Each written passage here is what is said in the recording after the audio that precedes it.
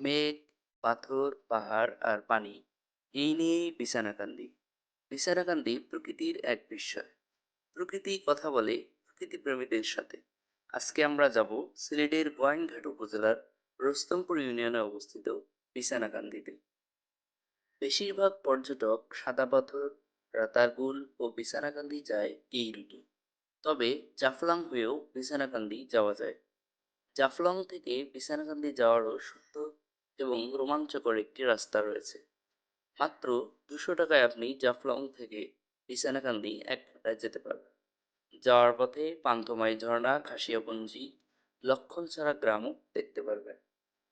নৌকায় যেতে যেতে নদীর দুধারে অদ্ভুত সৌন্দর্য, এদিকটায় পানি অনেক স্বচ্ছ, আর দূরে মেঘালয়ের পাহাড়ের সারি।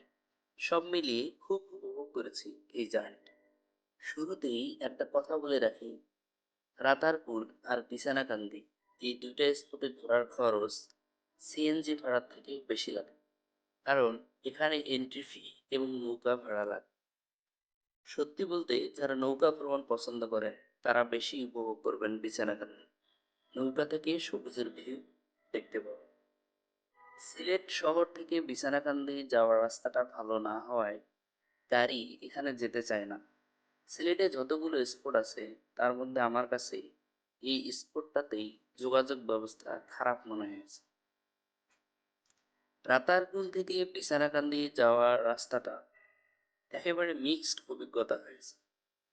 আমি সেই রাস্তাটা ভিডিওই করতে পারিনি, বা ভিডিও করলেই আপাততের কারণে সেটা আমি এখানে আনছি না। কারণ এত বাজে রাস্তা সিলেটের আর কোনো স্পটে যাওয়ার সময় আমি মুখোমুখি হইনি। তবে একটা জিনিস আমাকে ভালো লেগেছে যে রাস্তার দুধারে অনেক সুন্দর ভিউ দেখেছে। মানে একদিকে রাস্তার এই অবস্থা যে মানে একটা অ্যাডভেঞ্চার। বেশ কিছু জায়গায় রাস্তার কাজ চলছে, তবে এলোমেলো। কখনো ডানের লেনে কাজ চলতেছে, কখনো বা বামের লেনে কাজ চলতেছে। একটা বড় গাড়ি ঢুকলেই আসা এবং যাওয়ার দু রাস্তায় বন্ধ হয়ে যায়। এবং বিছানাকান্দিতে নৌকার ঘাটে এসে আমি একটা সিন্ডিকেট দেখলাম। যে নৌকায় 10 জন যাওয়া যাবে সেখানে তারা 2 জন উঠিয়েই বিছানাকান্দি যেতে চায়। এখানে আপনারা চাইলেই একটা ট্রিক্স খাটাবেন। আপনারা যেটা করবেন, ওদের টানাটানি উপেক্ষা করে আপনারা 8-10 জন মিলানোর চেষ্টা করবেন। জাফলং থেকে পায়ে হেঁটেও বিছানাকান্দি যেতে পারবেন যদি আপনি হাইকিং পছন্দ করেন। হাইকিং বলতে মানে আপনি লং পথ হাঁটতে পারেন। তার লম্বা সময় ধরে হাঁটার অভ্যাস যদি থাকে, তাহলে মেঘালয়ের পাহাড় ঘেঁষা পথ পাড়ি দিয়ে সৌন্দর্য উপভোগ করতে করতে আপনি সেখানে যেতে পারবেন।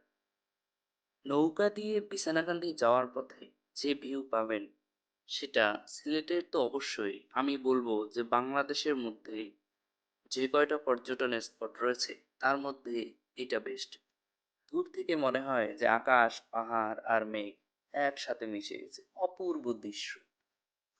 নৌকা থেকে অনেক সুন্দর সুন্দর দেখেন পাহাড় দেখা যাচ্ছে, এসব মেঘালয়ের পাহাড় এবং ভারতের সীমান্তে পড়েছে।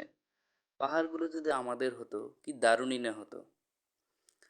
যাক, সে কথা। কথায় আছে, যত বড় হোক ইন্দ্রধনু সে সুদূর আকাশে আঁকা, আমি ভালোবাসি মোর ধরণীর প্রজাপতি পাখা। যেটা আপনার না সেটা নিয়ে হাউতাস না করাই ভালো।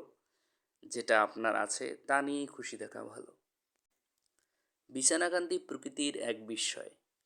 পাথর, পাহাড়, পানি আর মেঘ এইসব নিয়েই বিছানাকান্দি। এখানে এসে আপনি পাবেন প্রশান্তি, ভুলে যাবেন দৈনন্দিন জীবনের সব ক্লান্তি। বিছানাকান্দির সৌন্দর্যের কাছে হার মানে আমাদের শহরে জীবনের ব্যস্ততা। চারপাশে ছড়িয়ে ছিটিয়ে থাকা পাথর দেখলে মনে হয় এক বিশাল পাথরের বিছানা।